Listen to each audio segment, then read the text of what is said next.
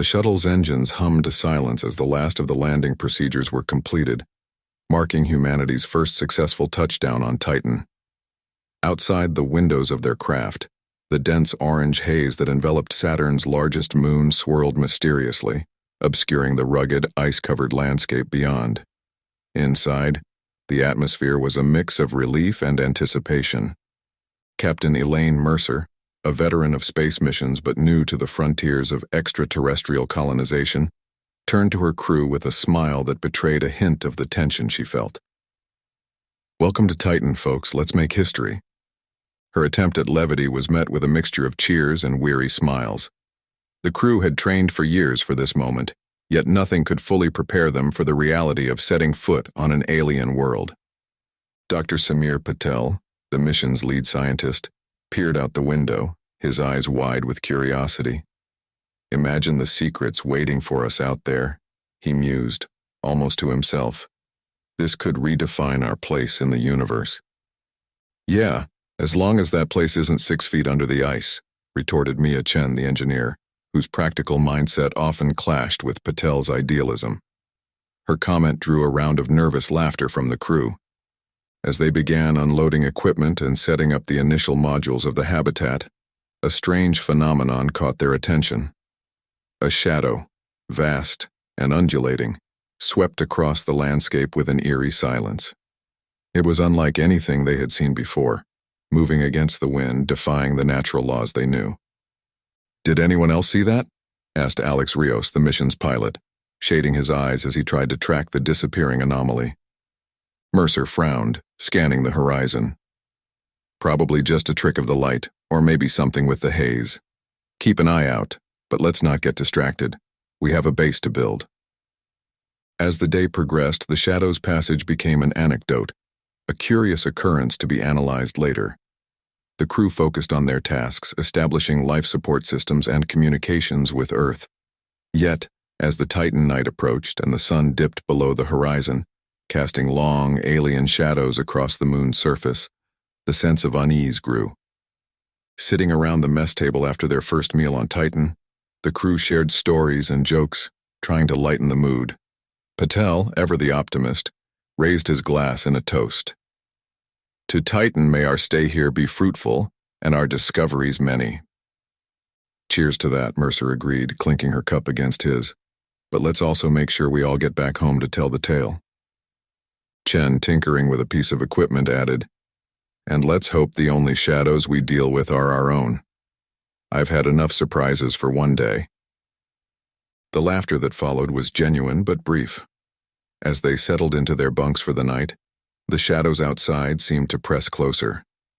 The habitat's internal lighting cast a warm glow against the metallic walls, a stark contrast to the cold, dark expanse that surrounded the small outpost on Titan. The colonists, having completed the first day of setup, found themselves gathered in the common area, a space designed for relaxation and camaraderie after long hours of labor. Yet the atmosphere was tinged with an unspoken tension, an unease that had settled over the crew since the sighting of the mysterious shadow. Dr. Samir Patel, attempting to break the mounting silence, turned to Mia Chen with a playful grin. "So, engineer extraordinaire, how's our little home holding up? No signs of it deciding to take a stroll in the Titan wilderness, I hope." Mia, who had been meticulously checking her datapad for system diagnostics, looked up and rolled her eyes.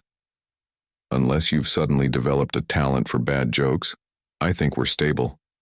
But seriously, everything's holding up better than expected. This place is as snug as a bug in a rug." Alex Rios, the pilot, chimed in from across the room where he was fiddling with a shortwave radio, trying to catch any signal that might penetrate the dense atmosphere. "As long as that bug isn't one of those shadows.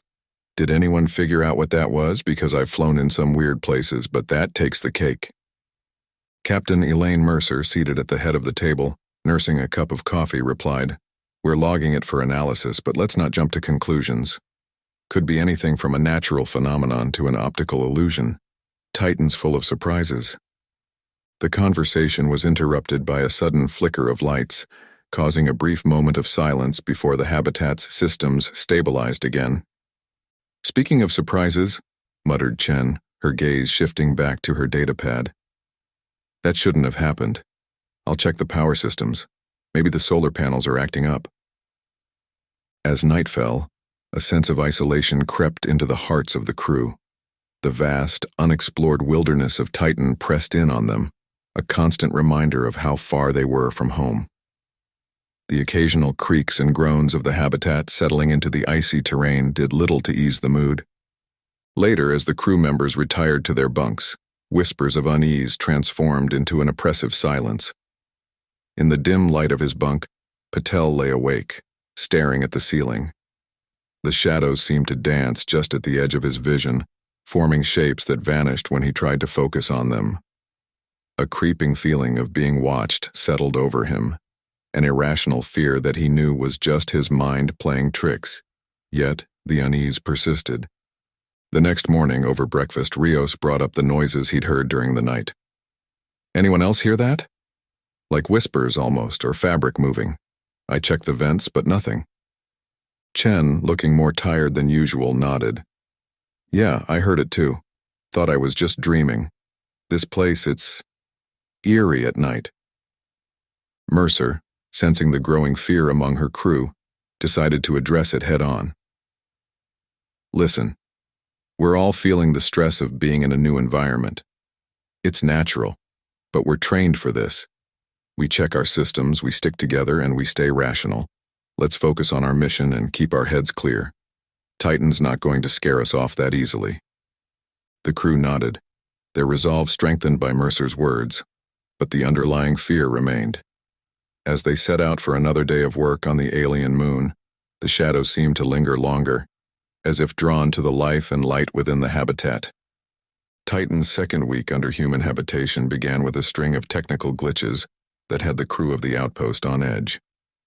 During an early morning status meeting, Captain Elaine Mercer laid out the day's priorities, trying to maintain a sense of normalcy amid the growing list of anomalies. First up, we need to tackle these system issues head-on. Mia, you're on diagnostics. Let's find out if it's a software glitch or something. External.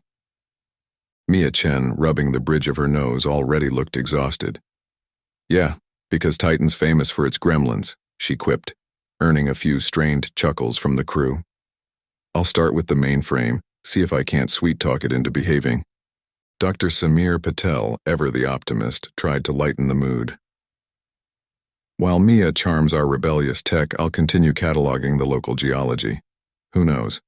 Maybe I'll find a rock that explains why shadows like to play tricks on us. Alex Rios, leaning against the wall with his arms crossed, added, Just make sure you don't bring back any shadowy hitchhikers. This place is creepy enough. The day's work progressed with the crew splitting up to tackle their respective tasks. Patel ventured out into the hazy landscape, collecting samples and data, while Rios assisted Chen with the technical diagnostics, tracing lines of code and checking hardware connections. As the sun began to set, casting long, alien shadows across the icy ground, the crew regrouped in the common area, sharing their findings and trying to piece together the puzzle of Titan's anomalies. Chen, looking frustrated, reported first. No luck. The systems are clean, no bugs, no errors. It's like something's messing with them externally, but that's impossible, right? Rios, who had been quiet, spoke up. Not to add to the mystery, but while we were digging through the data, the comm system picked up something odd. It was probably just static, but it sounded almost like whispering. Patel, returning from his excursion with a collection of rock samples, tried to keep the atmosphere scientific. Well, I found no whispering rocks, if that's what you're wondering. But the composition out there, it's unlike anything on Earth. Could there be a natural explanation we're just not seeing? Mercer, sensing the growing unease, decided to focus on practical matters. Let's keep to the facts. We'll document everything, send what we can to Earth, and stay vigilant. Mia, set up additional diagnostics on the external sensors. If there's something out there, I want to know. The conversation shifted to plans for bolstering the habitat's defenses and communication capabilities, but the underlying tension remained palpable. As they prepared for another uncertain night on Titan, the crew shared stories from home, a futile attempt to ward off the unsettling feeling that they were being watched, that the shadows themselves were alive. In the privacy of her bunk, Mercer reviewed the day's logs, her thoughts racing. The shadows on Titan didn't behave like any natural phenomenon she'd encountered. They seemed to move with purpose, to react to the presence of the humans on their moon. As she drifted into a restless sleep, Mercer couldn't shake the feeling that they were not alone, that the shadows were indeed stirring, reaching out from the darkness with intentions unknown. The habitat woke to an unsettling silence on the fourth morning of unexplained phenomena on Titan. The usual hum of machinery and soft chatter that greeted the dawn was absent. Instead, a palpable tension filled the air as the crew assembled for the morning briefing, noticing immediately that one of their own was missing. "Has anyone seen Jeremy?" Captain Elaine Mercer asked, scanning the faces of her crew. Jeremy Lin, a biologist, had been last seen the previous evening, excitedly discussing his plans to collect samples from a newly discovered ice cavern. Dr. Samir Patel, usually the first to offer a hopeful explanation, shook his head. "I thought he was just an early riser, out for his samples. He didn't mention going out before breakfast." Mia Chen, her usual sarcasm subdued by concern, added, "His gear's gone. Suit, tools, the works. He must have headed out early. Without a buddy, though, that's not like him." Alex Rios, the pilot, stood up abruptly. "I'll check the external cameras, see if they caught him leaving." The crew, accustomed to Rios's quiet efficiency, nodded their agreement. As Rios reviewed the footage, the rest of the crew discussed their next steps. Mercer insisted on maintaining protocol, which meant organizing a search party for Lin. "We stick together, use standard search patterns, and keep in constant communication. No one goes off alone. Understood?" The external camera footage revealed Lin departing the habitat just before dawn, his figure swallowed by the dim light and thick haze almost immediately. The direction was clear, but the reasons for his departure and why he'd gone alone remained a mystery. The search party, clad in their heavy suits, stepped out into the cold, alien landscape of Titan, their movements slow and deliberate. The visibility was poor, the orange haze reducing their world to a bubble of light from their lamps that barely pierced the gloom. As they searched, calling out for Lin over their radios, Patel tried to inject some optimism into the grim task. "Jeremy's smart, resourceful. He's probably found something fascinating and just lost track of time." Chen, her voice muffled by the comms link, couldn't help but reply, "Either that, or the shadows got bored of playing tricks and decided to try hide and seek." Their banter was a thin veneer over the growing dread. Titan's vastness, so enticing from the safety of their habitat, now felt oppressive, each rock formation and ice spire a potential hiding place for dangers they couldn't begin to understand. Hours passed with no sign of Lin. The search party expanded their area, methodically checking Lin's known points of interest. It was Rios who found the first clue, a set of footprints leading towards the ice caverns, abruptly ending just meters from the entrance. "Over here," Rios called, his voice echoing strangely in the thin atmosphere. The crew gathered, examining the scene. The footprints stopped abruptly, with no signs of a struggle, no debris, nothing to indicate what might have happened. Mercer knelt beside the last clear print, her thoughts racing. "It's as if he just vanished." The words hung heavy in the air, a chilling possibility none of them wanted to consider. The return to the habitat was somber, the crew's minds burdened with the day's grim findings. Patel broke the silence, his voice low. "We'll find him. We have to."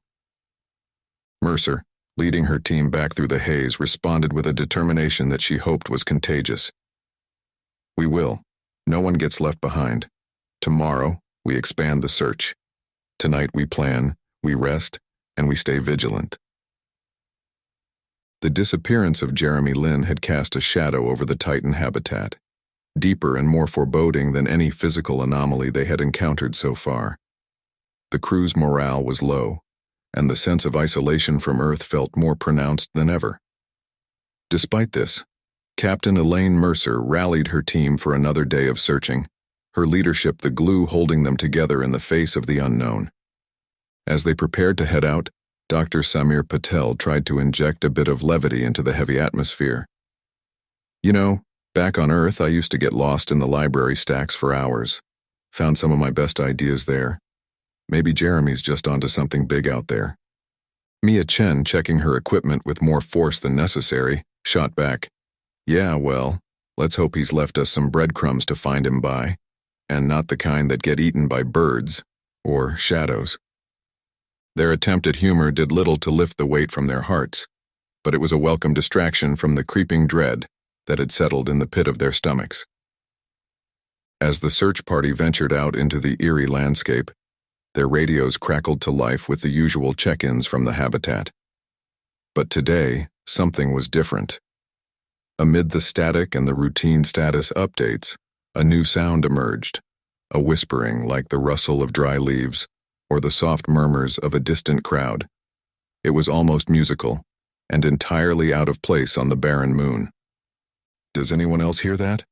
Alex Rios asked, stopping in his tracks to adjust the settings on his helmet, trying to isolate the noise.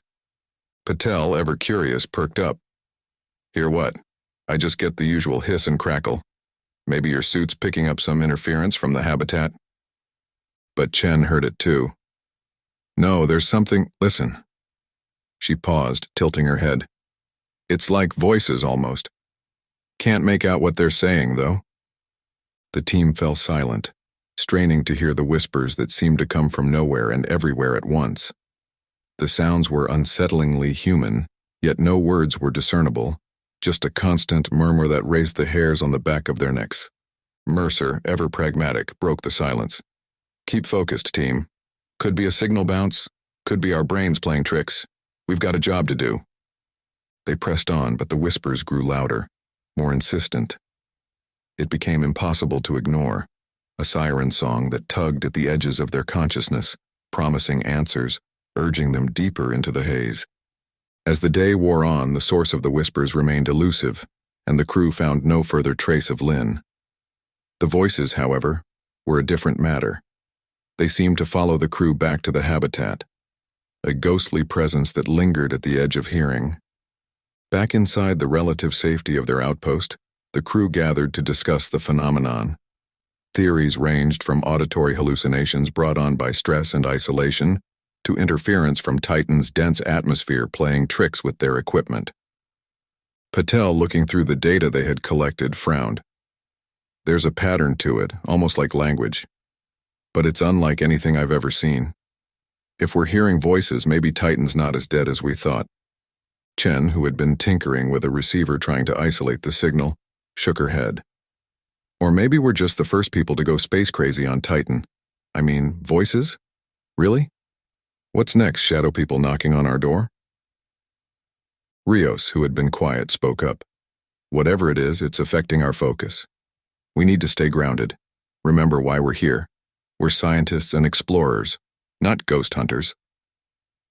The banter faded as the crew settled in for the night, each member lost in their thoughts. The whispers, though, did not fade with the light.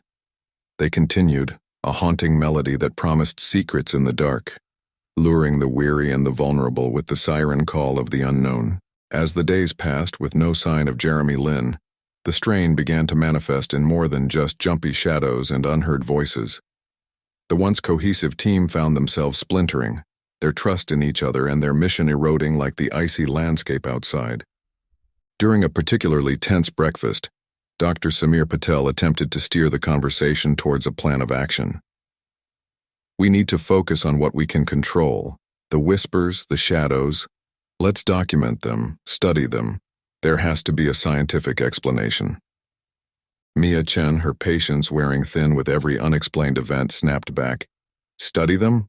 Samir, we're not equipped to study ghost stories. We need to focus on survival, on getting the hell off this rock if we need to." Alex Rios, trying to play the mediator, interjected with a calm voice. "Both of you have points, but fighting among ourselves isn't going to solve anything. Let's just take it one step at a time. Focus on the work. Keep busy. Captain Elaine Mercer, observing the exchange, saw the underlying fear that fueled the arguments. Deciding to intervene, she said, "We're all on edge, but this isn't us. We're a team.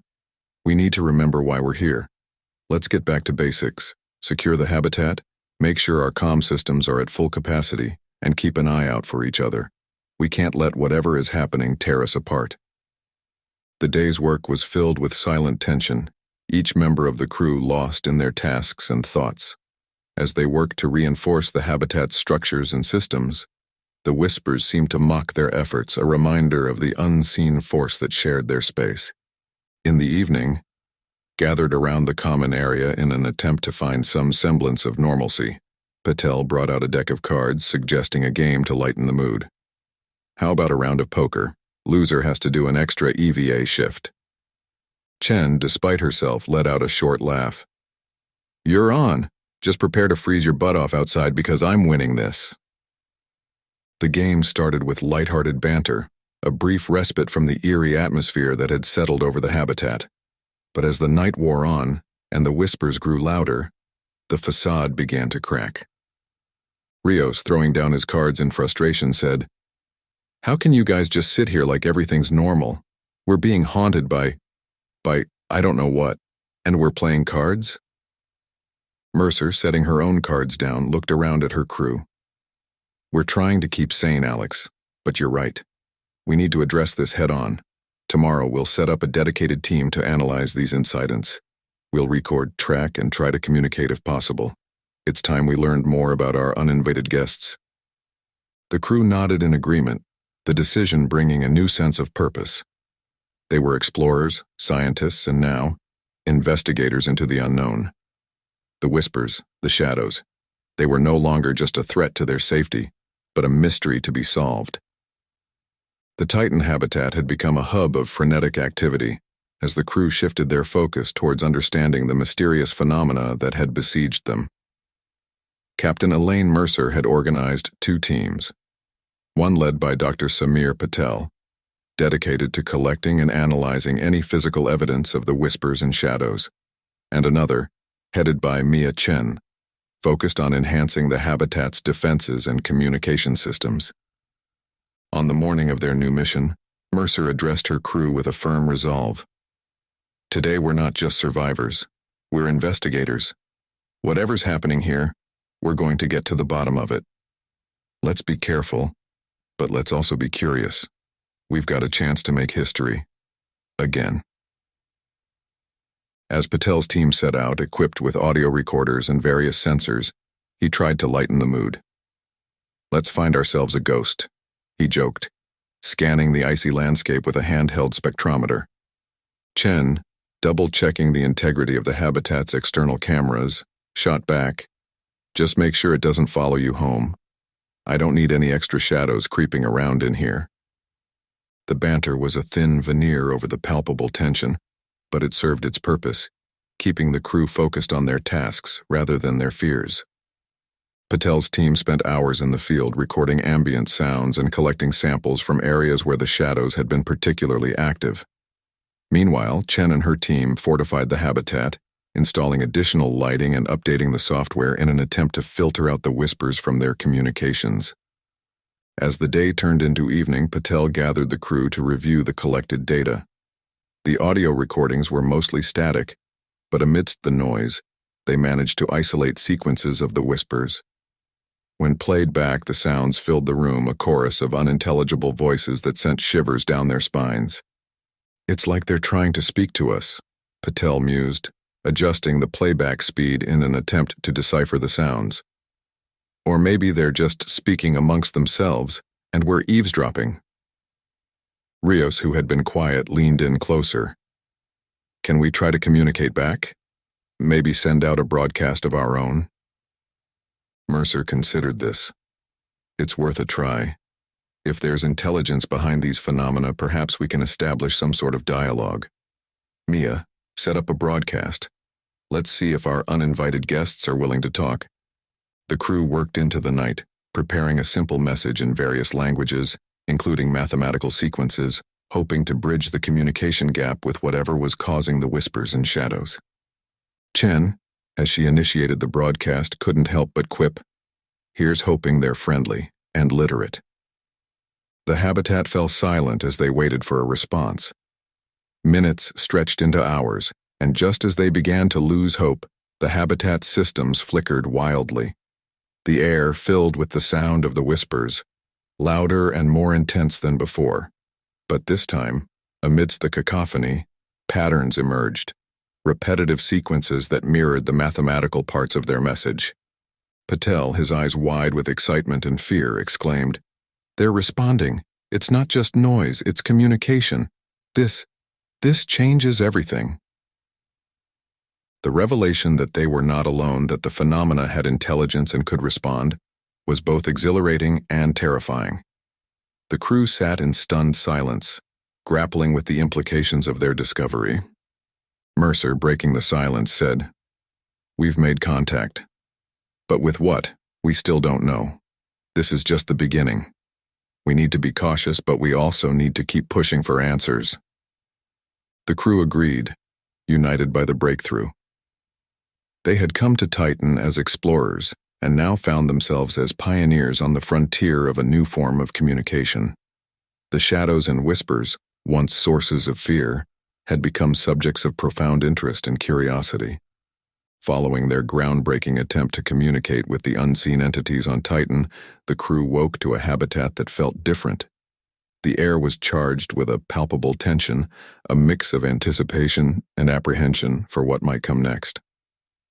Captain Elaine Mercer convened a meeting at dawn, the weight of their situation evident in her determined gaze.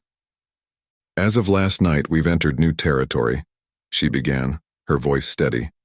"We've made contact, and now we need to decide our next steps carefully. Suggestions are welcome. This is uncharted ground for all of us."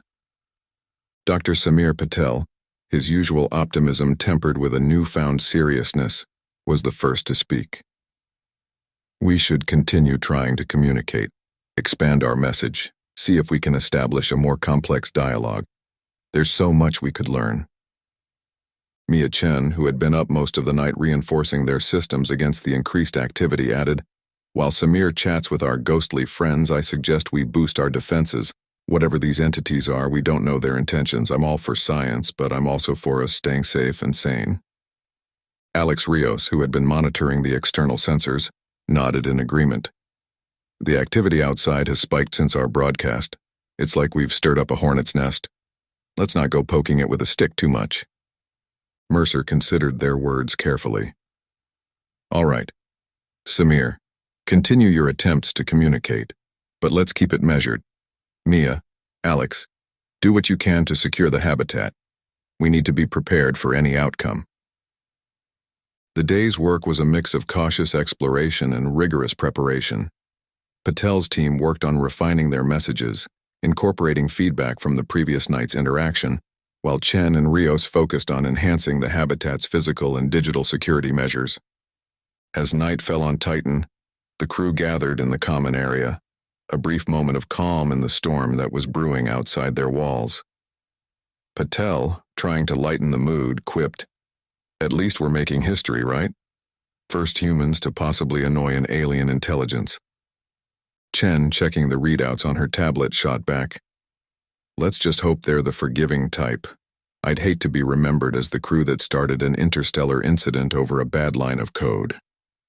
The laughter that followed was a testament to the crew's resilience, their ability to find humor in the face of the unknown. But the light-hearted moment was short-lived. The habitat system suddenly surged, lights flickering as the air filled with the now familiar whispers, louder and more insistent than before. This time, however, the message was clear, a repeating pattern that Patel quickly recognized as a direct response to their latest communication. "They're answering," he said, excitement and fear mingling in his voice.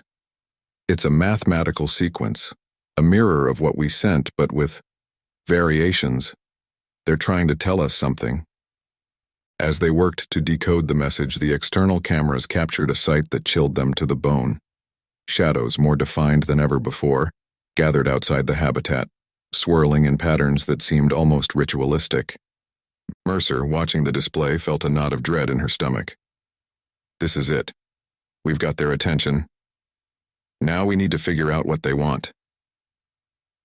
The night passed in a blur of activity, the crew alternating between decoding the message and monitoring the shadows' movements.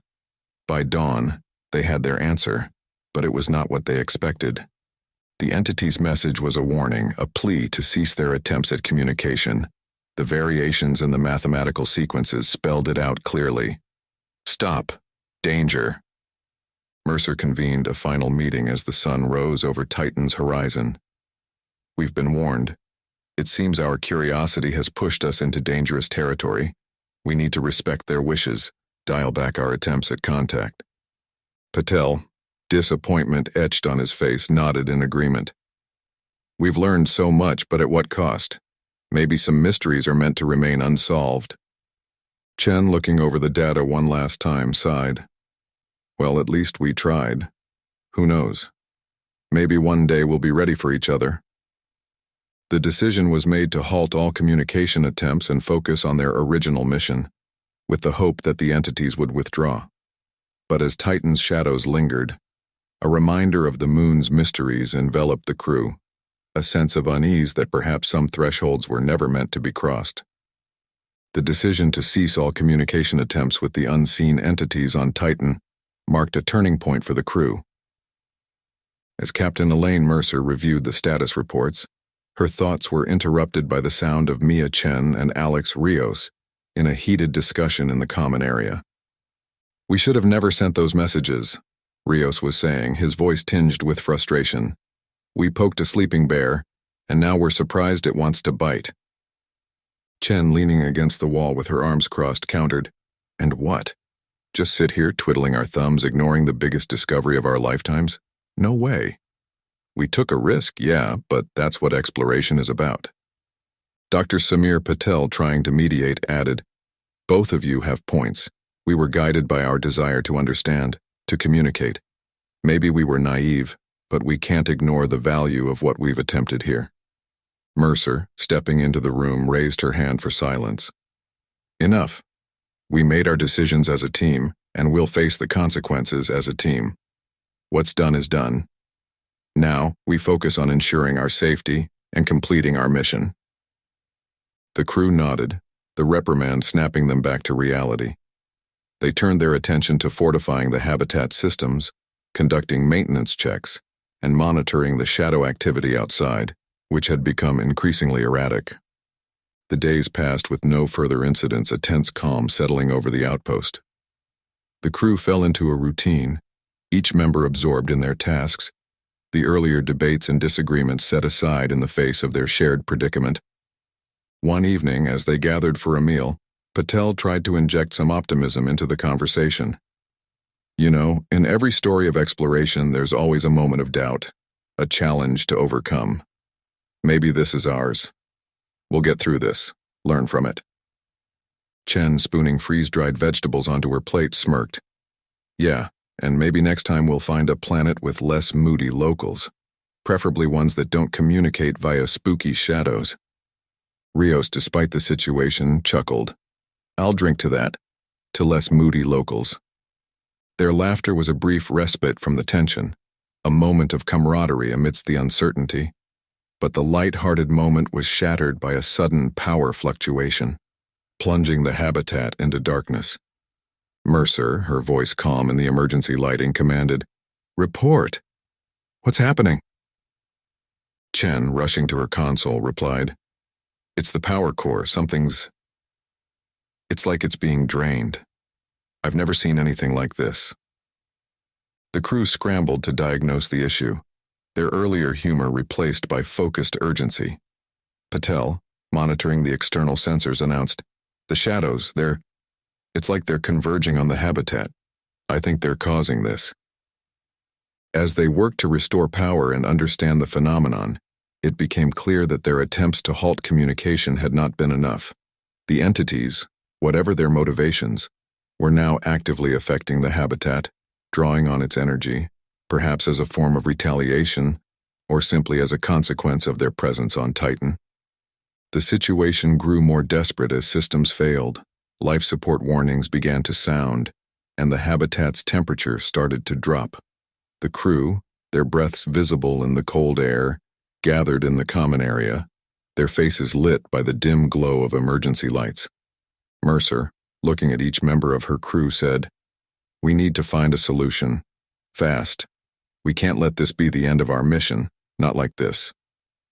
The team rallied, pooling their expertise to devise a plan. Ideas were thrown around, from manually rebooting the power core to attempting to communicate one last time with the entities, this time to plead for peace or understanding. As they debated, the realization that they were truly alone, cut off from Earth and at the mercy of forces beyond their understanding, settled over them.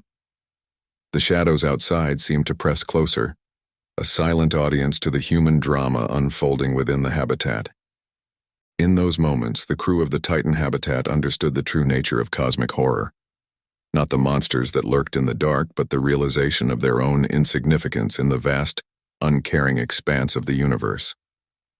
The habitat's dwindling power reserves cast a somber mood over the crew as they huddled together, formulating a plan in the dim emergency lighting.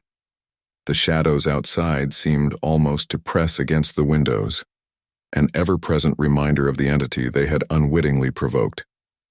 Captain Elaine Mercer broke the tense silence, her voice steady but tinged with an undercurrent of urgency.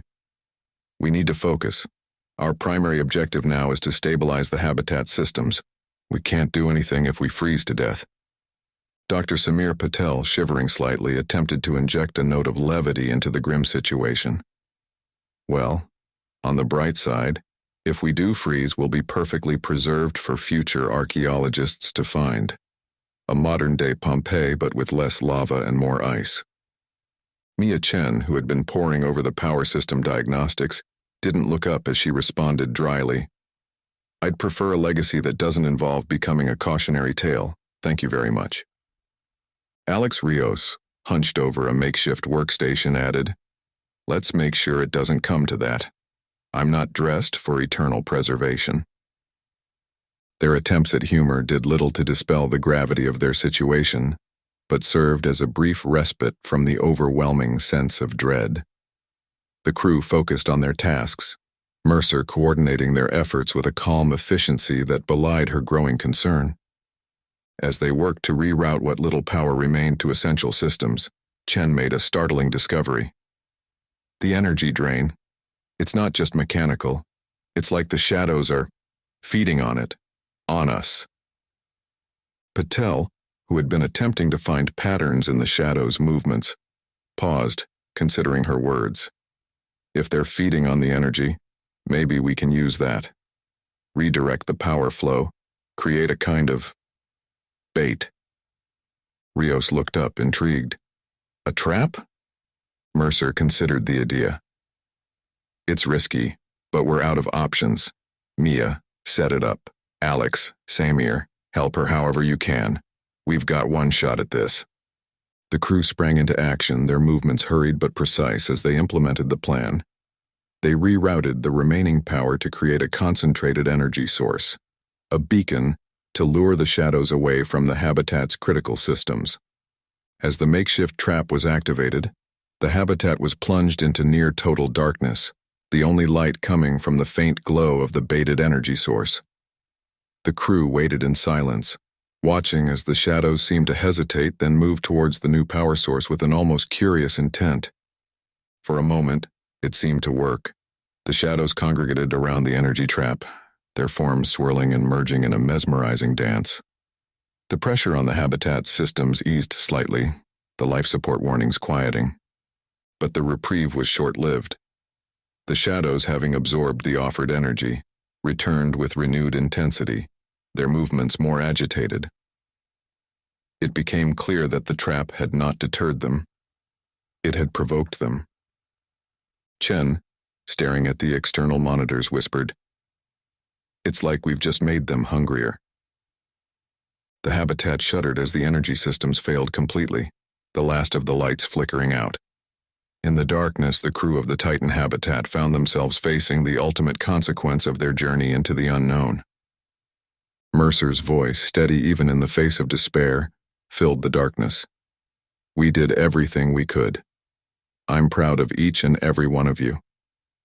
Patel, his voice barely a whisper, replied, It's been an honor, Captain, to explore, to discover. It's all any of us ever wanted. Rios and Chen voiced their agreement, their words a testament to the bond they had formed in the face of adversity.